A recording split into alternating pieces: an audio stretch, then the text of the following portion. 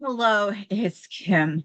I want to wish everyone a happy Llamas that I did not. If you haven't seen some of my photos or videos or anything, had a good time. I'd like to say, I actually spent the day and days, if you consider, the first, not quite the day.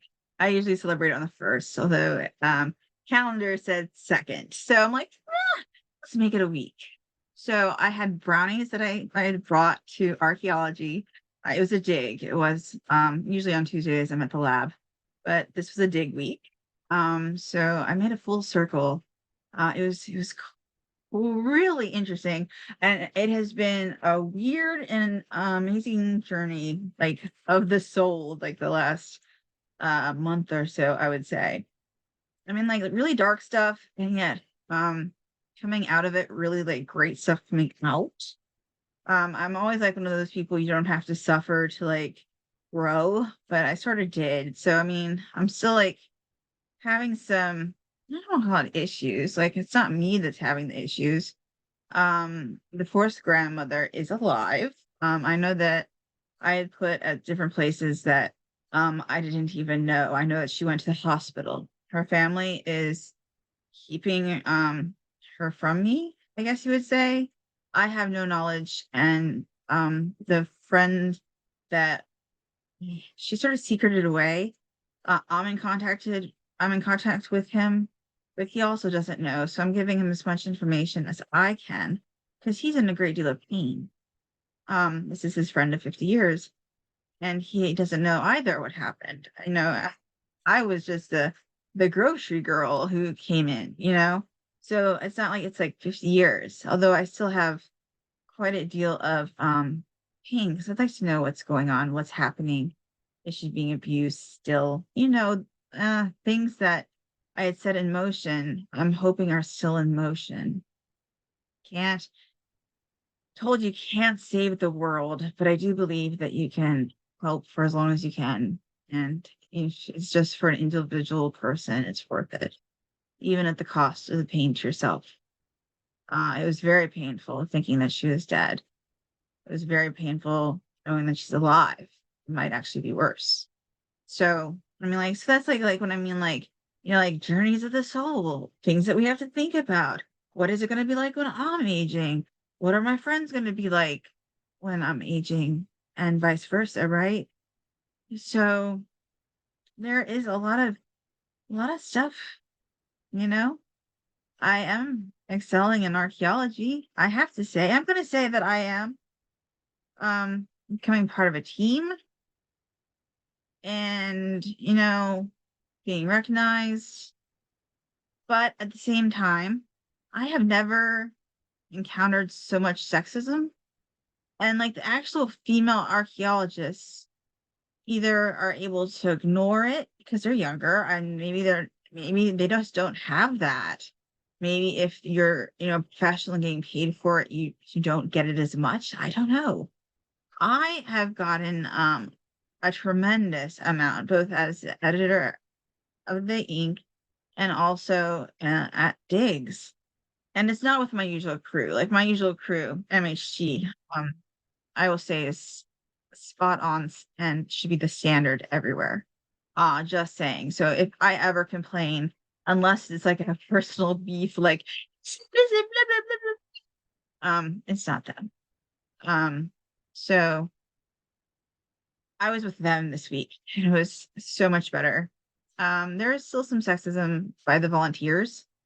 Oh, you're not digging fast enough. Well, I did all the sod. I don't know how many of you have dug up sod, but it's not easy. And this was like really well, like loved sod. So I had to go in, I would call it like 6 centimeters. So maybe 2 inches or something, 2.5 inches, but a good shoveling and then under the roots to get it up. And that takes both strength and this stuff it was happy, which means that it was so I did a 2 meter by 2 meter unit pretty much myself. And I was like, yeah, yeah, sure. I'll just do this all day. Sure. Last year, almost exactly a year, a gentleman, very well meaning, said, women, they just aren't strong enough to dig sod. Well, I went to field school, I practiced, I figured out how to do it, and then I executed it in front of everyone and myself, which is more important. So there you have it, full circle. Also, Annapolis, I started there in high school. That's where my first dig was. I spent the entire summer in a backyard learning like to love dirt. And I admit I gave it up because of the people later on that I would have to work with. Uh, so you see that I'm still bumping up with this. This when I'm in like a still male dominated writing world where I had to change my name. I academically I'm Kimberly L. Melanowski. Um, I'm Kim Melanowski as like my pen name or whatever, like that's how I got into the sci-fi journals at first. Before I really went lit, I started in spec. They took my work. Mythic Delirium took Kim Melanowski's work and Neil Gaiman's work was in it. Like so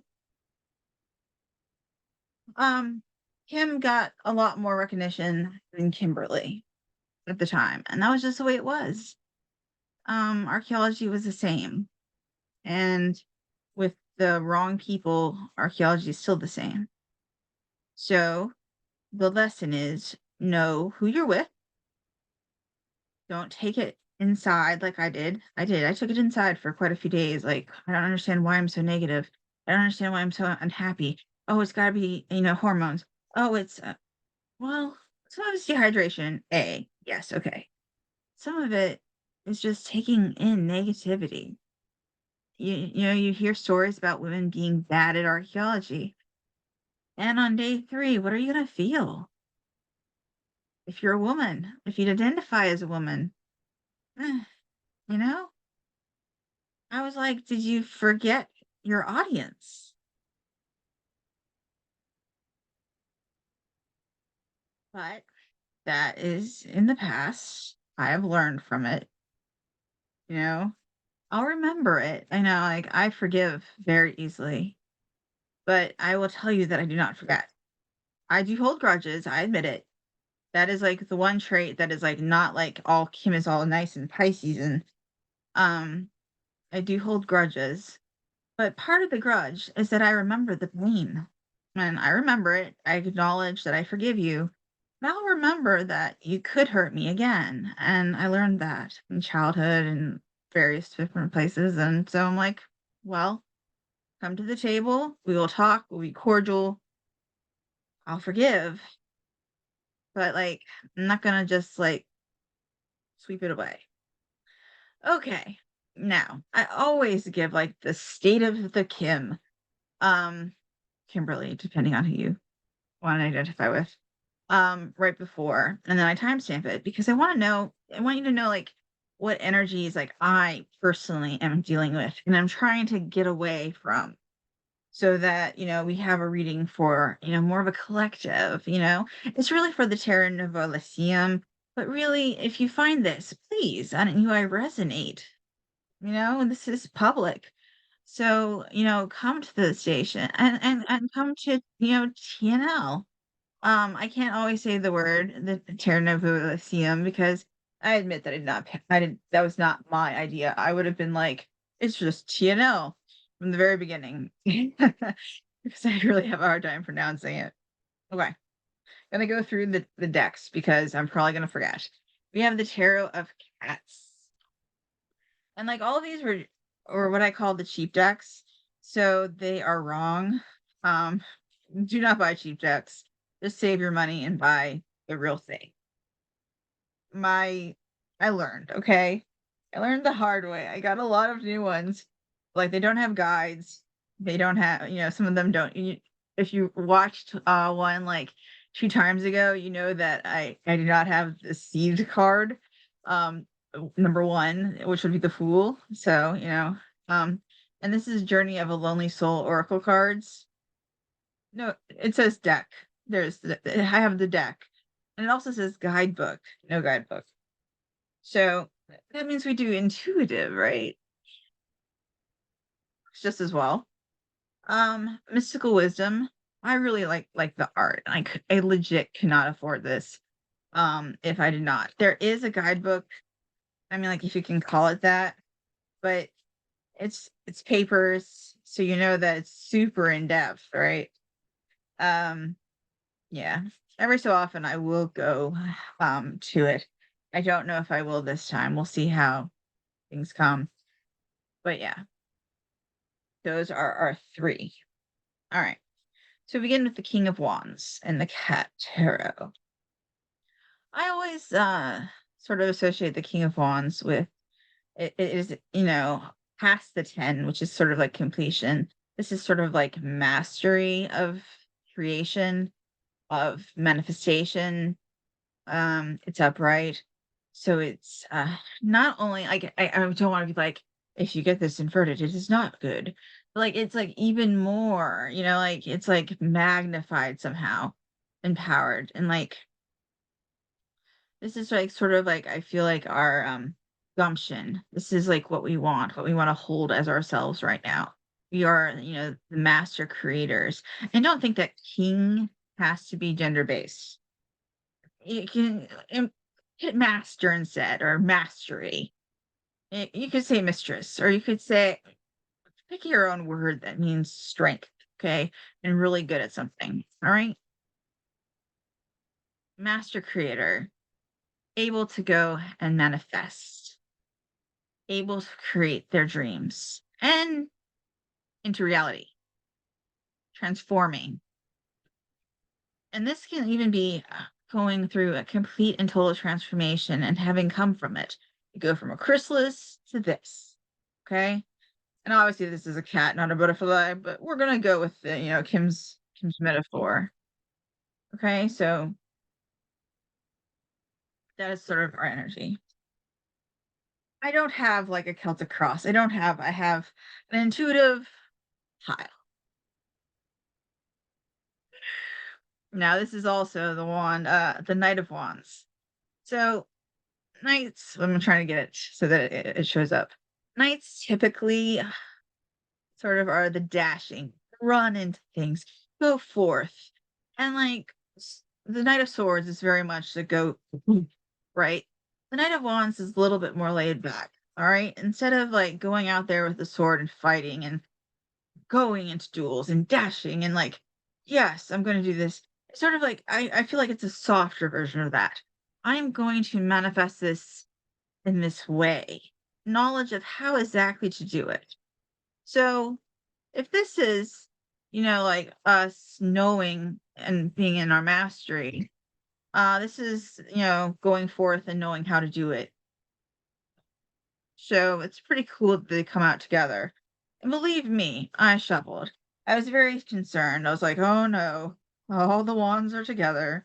But my eyes were closed and I was picking from different places. So I was pretty confused. Now we also have the Nine of Pentacles. Now, nines are obviously not quite a completion. A lot of people consider them more negative. I consider them a journey. So, this is probably with the pentacles saving up, perhaps going towards some like getting almost there vibes. Okay. Almost. And it doesn't have to be money. Abundance can mean anything. Now, everyone says cups are for love and emotion. But pentacles are manifestations too of abundance, and love is something that can be abundant. So, whatever you are searching for, think about that. It is almost here, and it is almost in more of a physical form, I would say, with those pentacles as a color. And with those pentacles as a color, though, I want to make sure that everyone knows. I know we weren't inverted, but just don't let it trap you either. Don't think that you have to have the 10th. I know, I'm sorry. I'm messing with my glasses and they're driving me nuts, but they won't change them. All right. Now, inverted, we did get the Chariot. Now I'm going on a trip this week. So I'm like, oh no, the inverted Chariot. Yeah, if you're traveling, it doesn't mean anything really terrible and bad. It just means there might be an obstacle. Maybe. It doesn't really have to be. It could be a mental obstacle, and maybe we just have to accept, relax, and go forward and see what happens. I believe that we can change it to definitely a journey. And I think it's interesting that there's like twins, sort of. Their hair is different. I was trying to decide if on this card they're supposed to be like Gemini or a male female. I don't know. I don't know. I really don't. They're sort of like sphinxes almost in a way too. So to take that in, could be a relationship if you want to consider it more of a gender, even a genderless person to person dynamic. And relationships don't have to be love. So there are two people there. So you can take it if it resonates. There could be it's not really conflict. I don't consider this a conflict card. There could be like a bump where you have to talk. Oh my, talking. And actually talking sometimes is the hardest thing to do. I know it certainly is for me. Okay, so that's our first set. Okay. Each set that I pulled is gonna build on each other. At least that's the hope.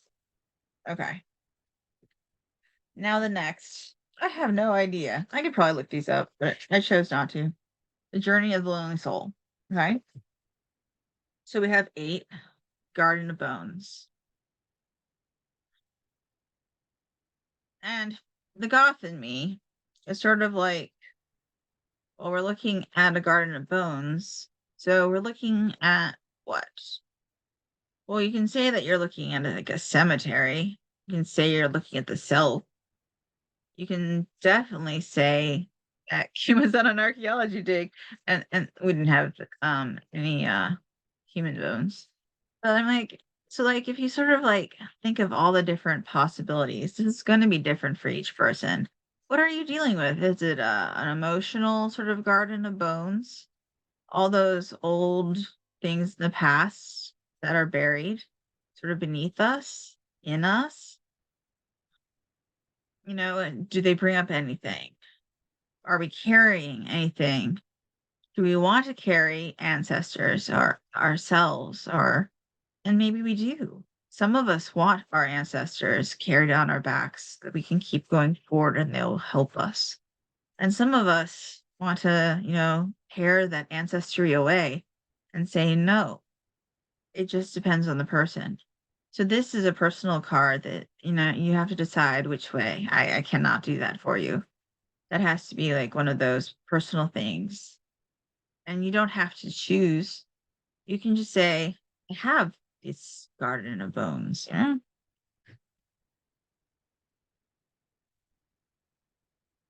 All right. The next is 23. And all these numbers, 8, 23. A lot of people, we also have 30, find numbers and numerology interesting as well. So if you want to do that, um, you have an 8 and 9 and 20. I don't know. It's up to you for that one. Okay, you see her looking out. She's looking out into the distance. There's shadow, there's light.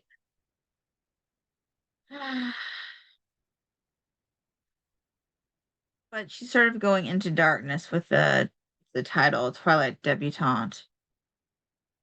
She's supposed to be beautiful. She's supposed to be perhaps a version of the Fool, where she goes out always sort of into a noir romance, it sort of seems, into the night, to find some type of romance. Whatever romance is.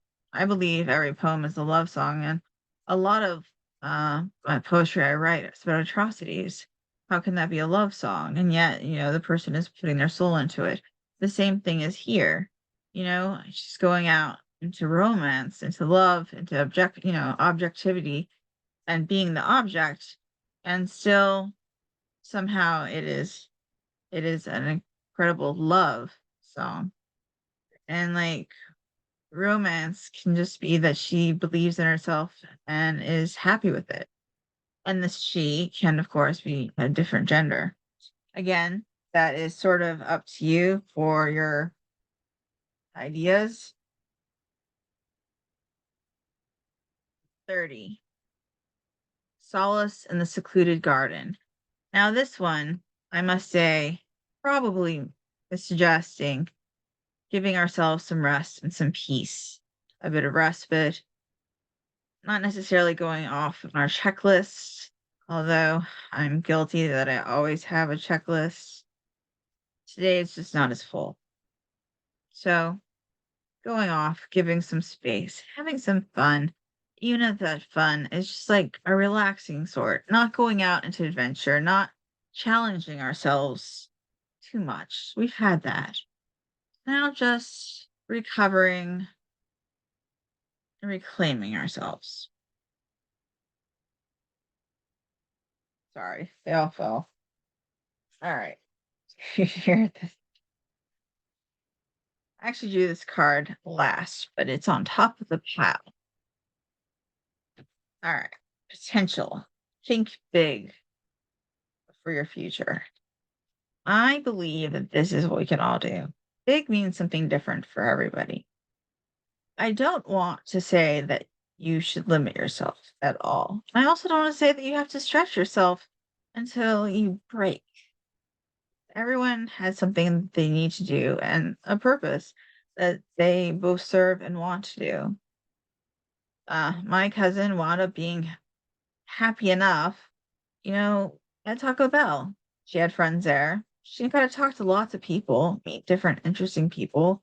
She wasn't always happy or satisfied, but I feel like in my bones that it was enough for her. Not what she dreamed of, like with big dreams, but I want to make it clear that those big dreams can just be dreams, and living can, in the present, can be just as fulfilling.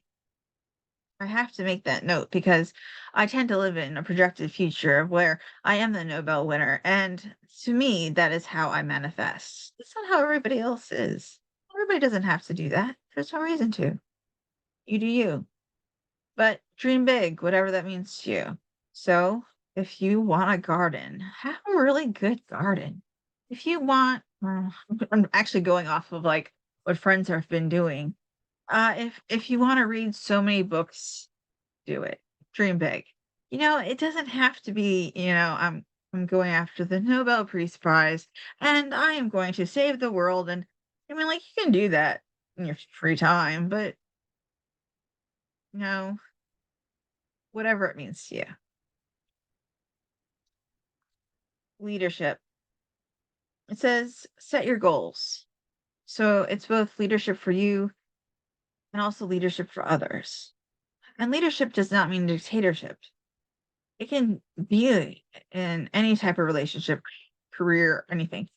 And just holding hands and going forward and saying, this is the way we need to go. Give your reasons, state why, all the whys, and then do it, execute it. And good things, right? Knowledge. Gotta have that. I just already talked about, my friends that are doing books. And I am doing the Sealy challenge. I mean, like, I don't know how many days are in August, 31, maybe. And I'm on day 6. I'm gonna make it. I am. Some of them aren't even poetry. I've expanded it so that I can read my friend's stuff that came out this year and then sort of, you know, help. I don't know how I'm gonna help, but publicity. You too can do this. All right, this is knowledge. Seek knowledge. I believe in always being a learner. I think it keeps us not only motivated, but alive. Learn how to do something better that you love: gardening, stitching, knitting. Take a class. It doesn't have to be completely and totally academic, but if it is, terrific. Um, I am always doing a deep dive into archaeology right now. I am I am doing my best to be the best that I can be of whatever I'm going to be. I don't know. Things are up in the air. I am going towards who knows. And that's how we all are. We're sort of going to who knows. But enjoy your hobbies. Maybe they won't just be hobbies. Maybe they will expand. Who knows? Things happen, and they happen for various and crazy reasons and by happenstance. So always be prepared. Always bring your book, right? You never know when you'll have too much time on your hands. And then I love ending on this creative wonderment, follow your passion. And this goes directly towards the entire reading, right? Follow your passion, run into it, jump off the cliff into it, dive, whatever you need to do. Wonderment doesn't have to be uh, at an extraordinary place. You don't have to go far away, technically, to be in wonderment. You can sit on the grass, on the cement that's nearby, and still feel wonder. You can look in those books and find knowledge and feel wonder. You can look at yourself in the mirror and just go, I'm here now, feel wonder. Okay. So find wonder, beauty, romance. Isn't that I think that's a quote of why we write poetry, right? I remember Robin Williams in one of the music videos that I listened to. Oh, Dead Poets Club. Yeah, it's cool. But love, beauty, and romance. This is why we stay alive for, I believe, is and that's exactly it. It's like true romanticism. At its core, Keats. Yeah, true romanticism, right?